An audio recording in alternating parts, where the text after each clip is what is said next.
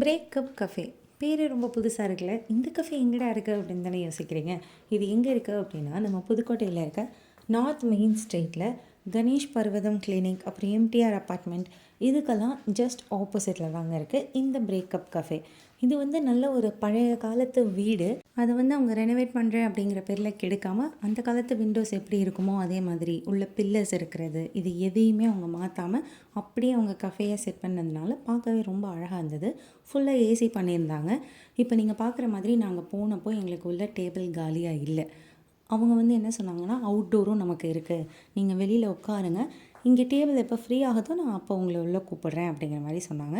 Lights தான் ஏதோ ப்ராப்ளமாக இருக்குது அப்படின்னு சொல்லியிருந்தாங்க. பட் கொஞ்ச நேரத்தில் அதையுமே எங்களுக்கு சரி பண்ணி கொடுத்துட்டாங்க. வெளியில் நல்ல ஒரு மூன் செட் பண்ணி வச்சுருந்தாங்க. நாங்கள் நிறையா குட்டீஸோடு போயிருந்ததுனால அவங்களுமே நம்ம இங்கேயே இருந்து சாப்பிட்லாம் அப்படின்னு அடம் பிடிக்க ஆரம்பிச்சிட்டாங்க. சரின்னு நாங்கள் அங்கேயே இருந்துட்டோம். நாங்கள் என்ன சாப்பிட்டோம் அப்படின்னா, chicken hot wings, chicken bites, chicken momos, அதுக்கப்புறமா ஃப்ரெஞ்ச் ஃப்ரைஸ், அப்புறம் ப்ரௌனீஸ்.